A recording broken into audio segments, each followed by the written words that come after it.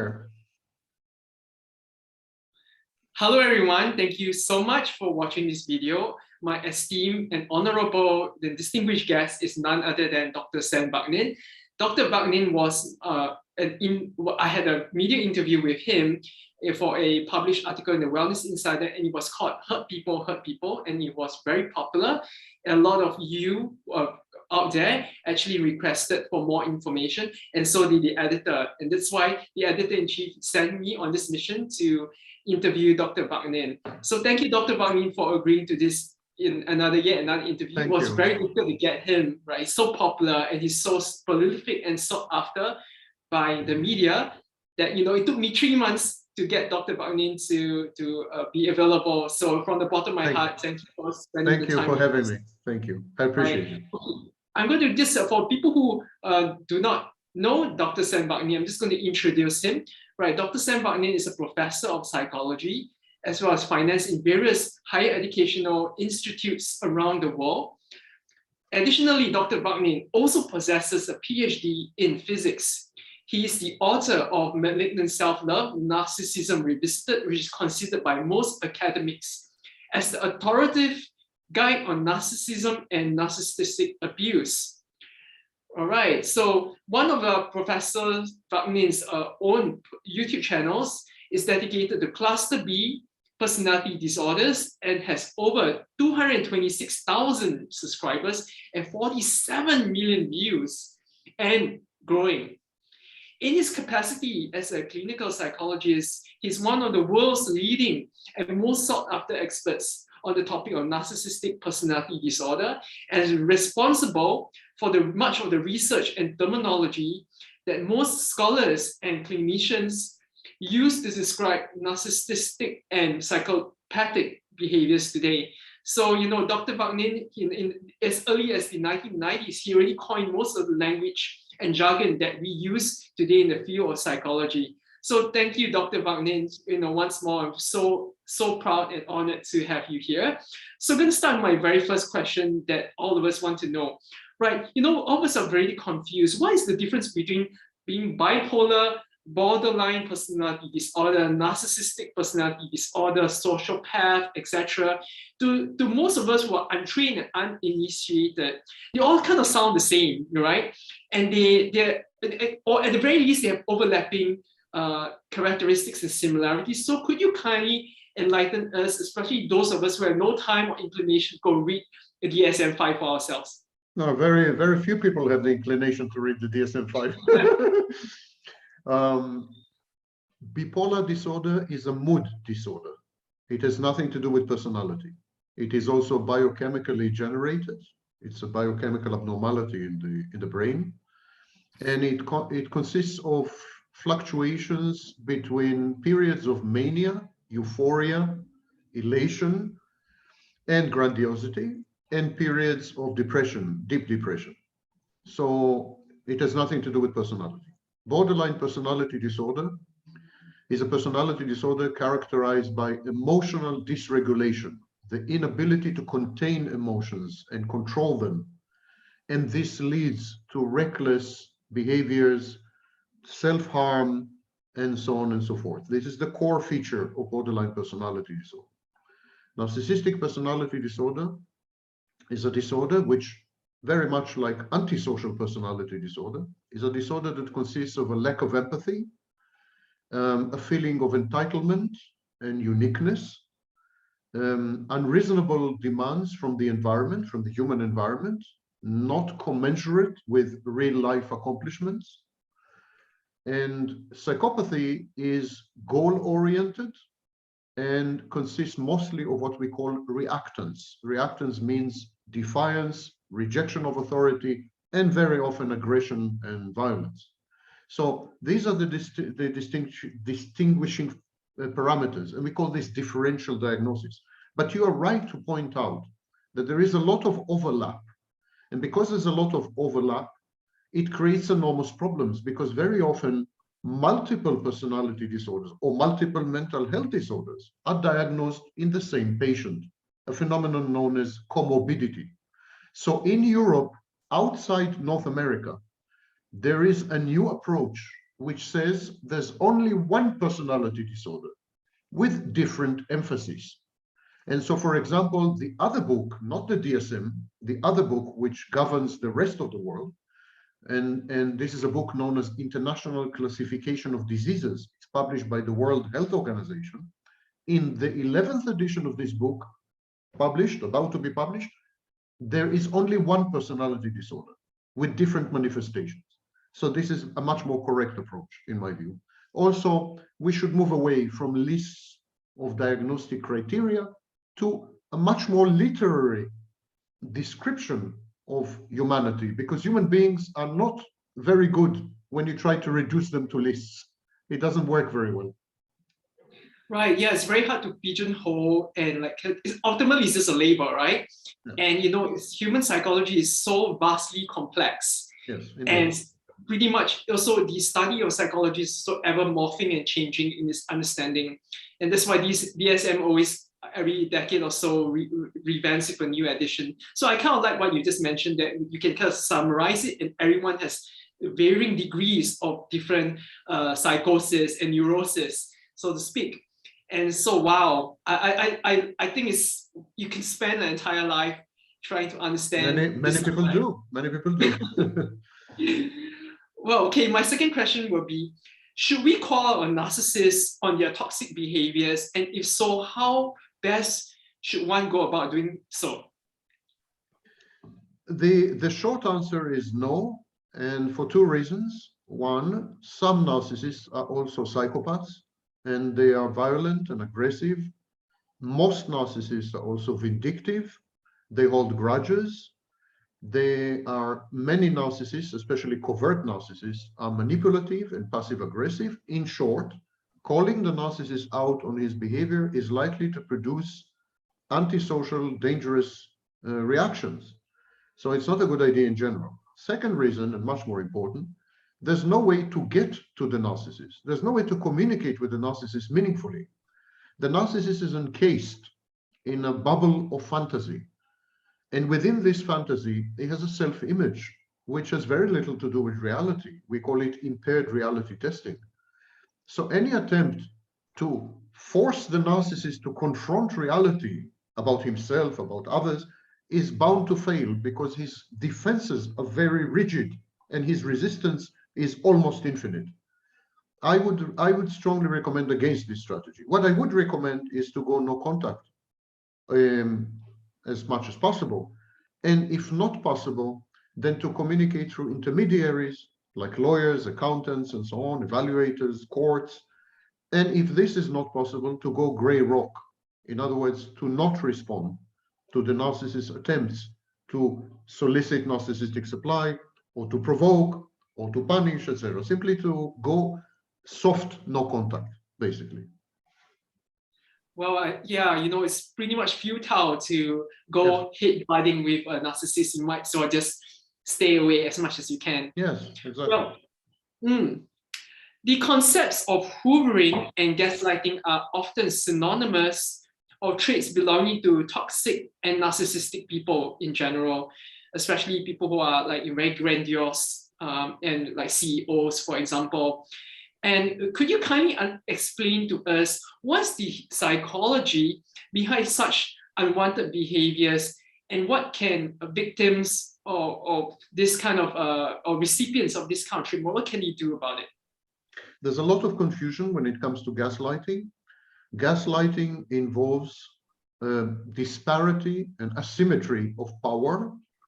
So usually one of the parties has to be empowered and the other one disempowered. So for example, an employer and an employee, a parent and a child. Gaslighting cannot take place among equals. The second point about gaslighting is that gaslighting must be premeditated. Premeditated, part of a deliberative effort to distort the perception of reality of the victim. Therefore, gaslighting is not common among narcissists, actually, because narcissists believe their own fantasies. They believe their own lies. They don't, when they try to convince the victim that reality is different, they don't do so on a premeditated basis. They do it because they really believe their own fantasies. However, psychopaths use gaslighting a lot. And the psychopath wants you to believe that you're crazy, that you're going crazy. The psychopath wants to disempower you. The psychopath wants to motivate you to behave in ways which are self-destructive and counterproductive to you, but very useful to the psychopath. And to do this, he must cast you, he must put you in a dreamlike state, in a surrealistic place. And so psychopaths use gaslighting. Hoovering is another thing, and hoovering is much more common among narcissists, not very rare among psychopaths. Narcissists and borderlines, actually. Hoovering is a word that I coined in the 90s. It describes the attempt to regain access to a former intimate partner and reintroduce her into a new shared fantasy. So the narcissist creates a fantasy and then invites you into the fantasy. And if you are a former partner, this invitation would constitute hoovering. Now, hoovering is done using all the classic methods of love bombing and attempting to convince you that reality is different and so on and so forth. The reason the narcissist engages in hoovering is that when the intimate partner exits the narcissist's life, even if the narcissist had initiated the breakup, the partner leaves a trace in the narcissist's mind. This trace is called introject. It's an avatar. It's a representation of the partner. So even when she is no longer in the narcissist's life physically, she is in the narcissist's mind, mentally. There's a picture there. I call it a snapshot. Now, the narcissist at some point attempts to rematch the internal representation, the internal object, with the external object. And this is what we call hoovering. You can put it differently. There's unfinished business. The narcissist never provides closure. As far as he is concerned, no account is ever settled, and he has something called repetition compulsion. He must revisit all the time old partners, old grievances, old grudges, he's like a hamster on a wheel. And hoovering is just the external manifestation of this internal repetition compulsion, which started, of course, in his early childhood when he couldn't reach an accommodation with his parents. And so he is left with the need to find substitute parents and to reenact the unresolved conflicts with them. Wow, what clarity. Thank you so much, because, especially the concept of gaslighting is so thrown everywhere, so popular these days, and people don't fully grasp what it actually is. Yeah, Washington Post just came up with a long article interviewing the leading authorities on gaslighting, and they are extremely worried about the misuse of this term. Right, yeah, pretty much inaccurate. And also a lot of us, lay people, was even learning new terms like future faking, and which is also a part of a hoovering tactic. And it's just overwhelming for us to suddenly hear so many new terms and digest and try to decipher what they all mean. So thank you for your clarity. Thank you. Why are some adults so emotionally immature and they just never seem to ever grow up and kind of remain very childish? And for example, some adult males have really low emotional intelligence, and they grow up to be man-childs with very unhealthy, fearful, avoidant, dismissive attachment styles. Is there anything that can be ever done about this sort of a Peter Pan complex? Well, people remain children because they were never given the chance to become adults. To become an adult, you must go through two phases, collectively known as separation individuation. The first phase is around age 2, and that is when you separate from mother. You begin to set boundaries between you and mother, and you become an individual in a process known as individuation. The second phase of separation individuation happens in adolescence, and in adolescence you define yourself in contradiction to your parents. You kind of separate yourself from your parents. This is called negative identity formation. these are critical phases. If you're not allowed to separate from the parent, especially the mother, and if you're not allowed to set boundaries, you're punished whenever you set boundaries. If your boundaries are breached and violated on a regular basis, not respected, if you're disrespected as an individual, if you're not therefore allowed to become your own person, an individual, like an atom, if you are not given this opportunity, actively or passively, if the parents are selfish, if the parents abuse you, if the parents instrumentalize you in order to realize their unfulfilled dreams, wishes, and hopes, if they parentify you, if they force you to act as the parent to the parents, you are the adult and they are the children. If they are immature, the parents are immature, etc., you will never be given an opportunity to grow up. Growing up involves saying goodbye to your parents and becoming your own person. But the parents have a crucial role in helping you to do this. They need to legitimize this. They need to encourage you. They need to never punish you whenever you show independence and autonomy. They need to not use you and abuse you. They need to not instrumentalize you and parentify you. If they fail in all this because they themselves are children, then you remain a child. Now, as to the question, what can be done about this? Attachment styles rarely change, but behaviors can be modified in therapy, for example. So you can learn to act as an adult. Even if your internal experience is that of a child, you can still learn to act as an adult. However, I regret to inform you that attachment styles are usually, not always, but in the vast majority of cases, they're lifelong. So if you develop an attachment style, which is, for example, avoidant dismissive, if you fear intimacy, then you are very unlikely, this is very unlikely to change over the lifespan. You need to find a partner who accommodates this and maybe have the same attachment style. So for example, maybe you should have a long distance relationship, or you should not cohabit, or you should not get married, or you should have only companionship, or you should have friends with benefits. Today, luckily, there are many diverse and flexible solutions for each attachment style and each psychological problem.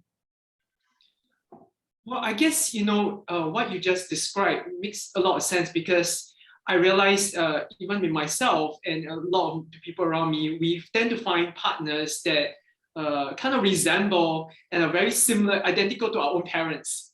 Most people have daddy issues, mommy issues, and you find the partners exactly just like their parents in terms of personality and characteristics. For myself, I used to have a fearful attachment style, and in order to change it, it took a lot of self-awareness and a lot of years of therapy and consciously working on it to remove away that fear and it's just so, it takes a lot of commitment and a strong desire as well as a consciousness and awareness to do that. So I can attest that it's actually not easy. I wouldn't say it's not possible. It was possible for me, but it took a lot of courage, a lot of effort on my part. Doctor, could you kindly also expand on the psychology why narcissists engage in love bombing, idealization, future faking, followed by the evaluation of their partners, leaving their victims in tatters and very traumatized? And this process sounds really insane, and it seems like something like our movie, a horror movie, in fact. And this whole topic is not very well understood or documented, and especially for people who have never experienced the abuse at the hands of a narcissist, it's very hard for them to relate. So it's only people who have gone through this, and even then they are also like, because they're so traumatized, they don't even know what hit them. Yeah, just 2 comments about the previous things you've said. Tending to choose our parents in our partners, this is called repetition compulsion. So we are like repeating our childhood experiences with a partner. And there should be a distinction between attachment style and attachment behaviors. What you have described, what you have accomplished, is probably you have changed your attachment behaviors. But attachment style is something different. Attachment style is internal reactions to interpersonal relationships, not external. You can, of course, change your behaviors, as I said. You can change your attachment behaviors. For example, you can stop running away from intimacy. You can actually seek intimacy. and so on. Even if you originally were dismissive or avoidant or fearful, you can still behave in ways which defy your attachment style. So coming back to your issue, to your question, I'm sorry. The question about why narcissists engage in love bombing and idealization. I remember the question. Yeah. I'm 61, but not senile yet. I hope. So narcissists cannot interact with intimate partners based on the reality principle. They need to establish a fantasy. This is called the shared fantasy. It was first described in 1989 by Sanger. The shared fantasy is a space, an imaginary space, where the narcissist assigns roles to himself and to his intimate partner, and both of them stage this theater production where they are actors and actresses, and together they create a movie, in effect. Now, the problem is the narcissist creates an internal object, a representation, an avatar, as I said before, a snapshot representing his intimate partner. And this snapshot adheres to the fantasy. In other words, it fulfills a role in the fantasy. But of course, the real partner, the real life partner, is a living, developing human being. She changes, she makes decisions, she has new friends, she travels, she finds a new job. In other words, while the representation of the intimate partner in the shared fantasy is static, the partner herself in reality is dynamic. And this creates a big gap. This creates a divergence between the inner object and the external object, in other words, the partner. This makes the narcissist very anxious. When the partner displays signs of autonomy and independence and agency and decision-making, the narcissist becomes very anxious because it contradicts the snapshot, it contradicts the introject, the internal object. So he becomes very angry that she makes him anxious. Then he begins to think of her as an enemy because she's inducing in him unpleasant feelings all the time. And then he wants to get rid of her. But at this stage, to get rid of her, he must revise the shared fantasy. He must admit that he had made a mistake in his evaluation of her, because initially he idealizes her. In order to fit into the shared fantasy, the narcissist idealizes his partner so that he can idealize himself. And so now he has to admit that he has idealized the wrong partner because she's now the enemy. So what he does, he devalues her. He devalues, he says, she has changed, she's not the same. She conned me, she cheated me, she deceived me.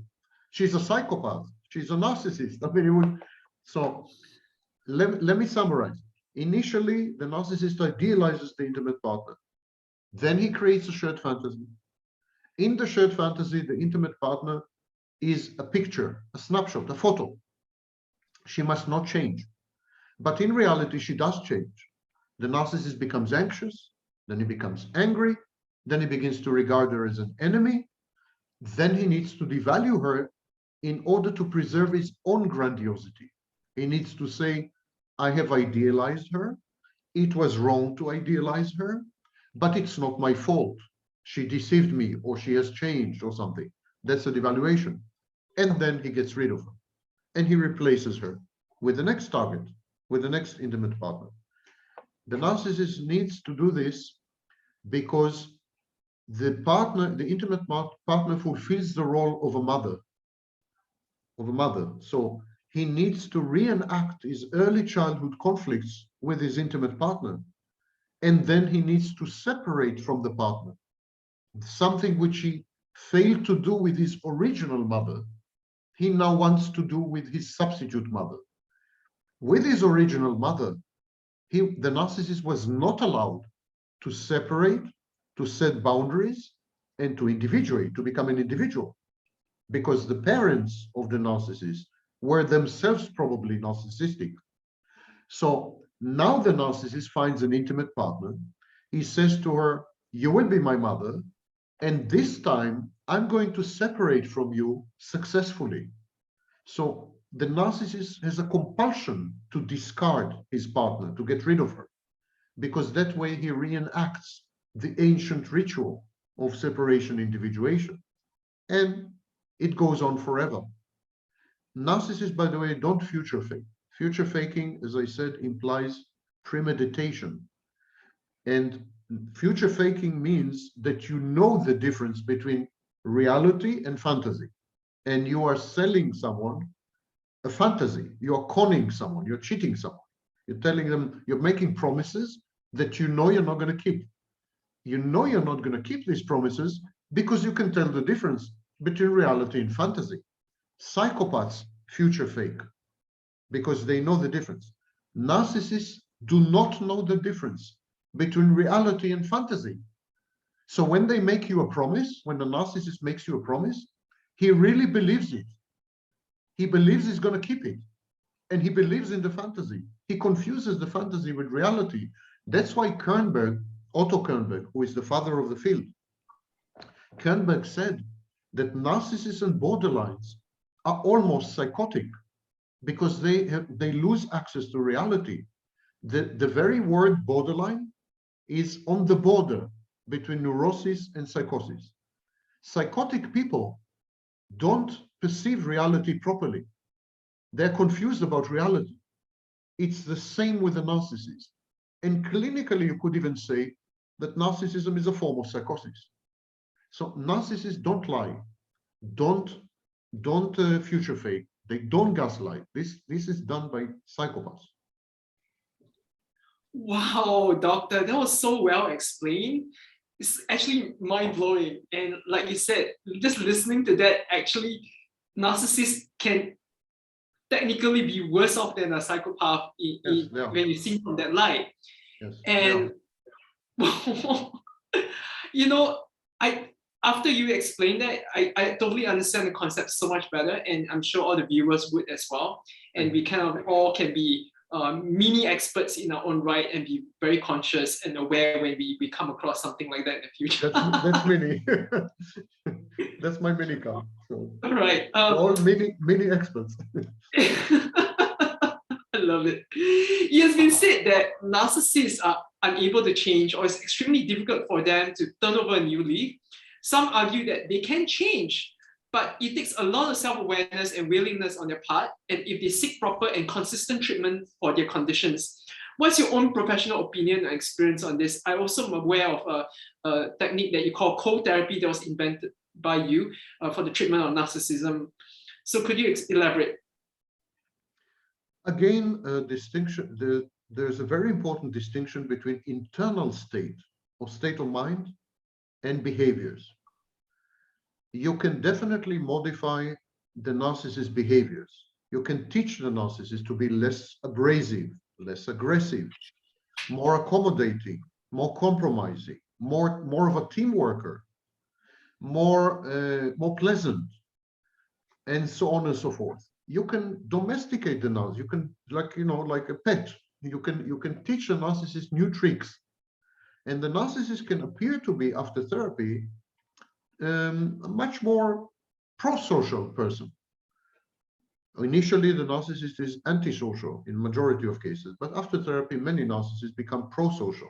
Actually, in the mid-90s, I suggested there's a type of narcissist, which I coined the phrase pro-social or communal narcissist to describe this kind of narcissist. These are narcissists whose grandiosity lies in being helpful to society, being altruistic, being charitable, contributing to society. So you can train narcissists to transition from antisocial to pro-social and function perfectly. However, it doesn't change their internal landscape, their internal state. So they still remain grandiose. They still have no empathy. They still have no access to positive emotions. Categorically, these things cannot be changed. End of story. Anyone who says differently is a con artist or ignorant, and usually both. Period. There's no qualification here, no shades of gray. The internal state of the narcissist cannot be modified. His behaviors can, and render him more palatable and acceptable to society and to his family, to his children, and so on. We can render narcissists more integrative. We can integrate them. That can be done and is being done. Cold therapy is a treatment modality that I came up with 7 years ago, and it tackles only the aspect of grandiosity.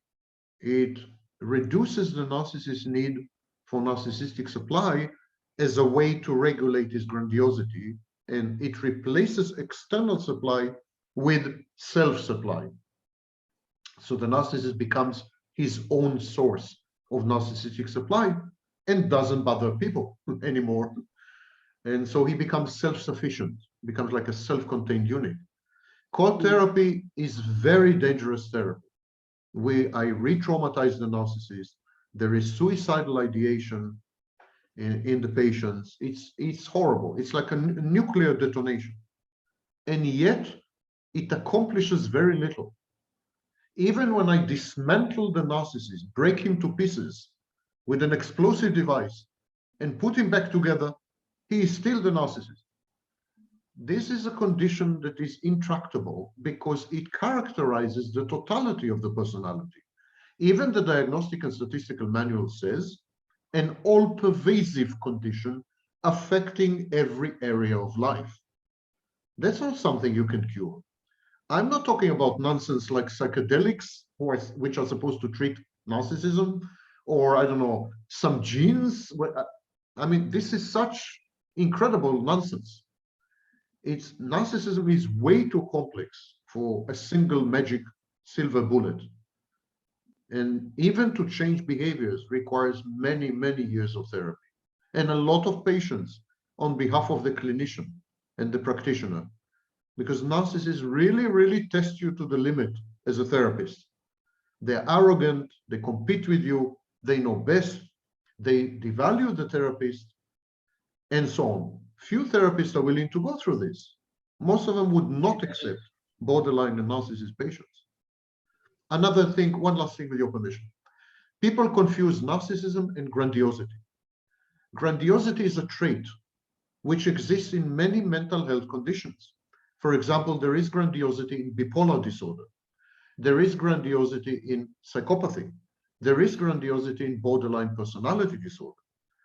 And there is grandiosity in paranoid personality disorder. Grandiosity is not narcissism. They should not be confused. Grandiosity is one of the characteristics of narcissism. It's a cognitive distortion. It's a way to filter reality to support a specific inflated self-image. But it's not unique to narcissism. That's why many self-styled experts spew nonsense and say that all psychopaths are narcissists. Of course, that's not true. All psychopaths are grandiose, but that is not narcissism. Just to quickly clarify, what you're trying to say is that the 4 types of narcissistic personality disorder, from covert, overt, communal, and vulnerable, just pretty much lumped together as the same. There's no way to improve or cure them. Yes. Narcissism in all its manifestation. Everything I said applies to all subtypes. All right. One final question, Doctor. Could you briefly explain to us and help us to understand the term healthy narcissism? Because on the surface, it just sounds contradictory, paradoxical, and oxymoron, right? Ironic. And there's also what others say, that actually everyone's a little bit narcissistic. Could you expand on this?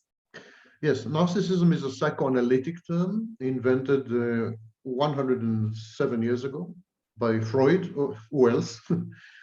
And narcissism is a critical feature of the formation of the self, because narcissism is investment of emotional energy in one's self. As you invest this energy in yourself, you begin to form the self. And the second function of narcissism is to allow you to be grandiose enough to leave mother and explore the world. Because you need to be really grandiose to think that you can survive on your own when you're 2 years old, that you don't need mother anymore, that you can explore the world. So this grandiosity is a form of narcissism. Narcissism is simply emotional investment in yourself. You would never have self-esteem or self-confidence or a sense of self-worth if you didn't have narcissism. Narcissism is healthy, only it has malignant manifestations. It's like saying a human cell is healthy, but it can become cancerous. What people are talking when they are saying narcissism, they mean pathological narcissism, as distinct from the healthy variety. I think we have two minutes left.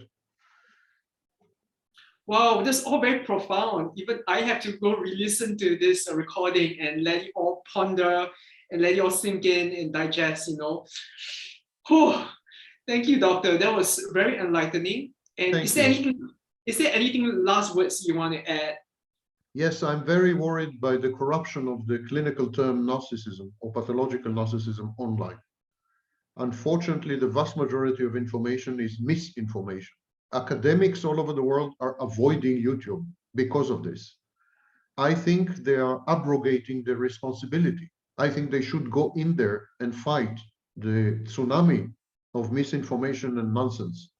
But they are too afraid to do this because of, you know, the environment is toxic. So there's academics and they talk only among themselves. And there are these self-styled expert YouTubers, which are not experts, and they just spew nonsense. And unfortunately, most lay people are exposed to YouTube, not to any university. Yes, I started that way too. That's also Everyone does. Yeah, you know, only when I did much in-depth research did I manage to find you, and thank God for that. You know, so that's why this video is so important and significant and necessary, that we put bona fide, authentic information. Is that hearing from the horse's mouth is much more crucial than say something when you can Google search all this information, but nothing beats hearing from a professor of psychology and you know, someone who have a PhD. I really hope my colleagues hear your message, because I think they have a public responsibility to go into the the front line and Yes. dispense information. And I think they are irresponsible for not doing so. Yeah, you know, nothing beats hearing from a live doctor like this than researching it online yourself. Thank you. I think we have to say goodbye because we have a few seconds. All right. Where can the audience go to find out more about you and in the description? Just look at the description of the video. Go down in order to go up. Thank you everyone for watching this video, and you know, we hope you find much value in this, and thank you very much again, doctor, from all of us, from the bottom of our hearts. Thank you for having me. It's been really knowledge, all the knowledge that you spewed in, and wow, I'm blown away.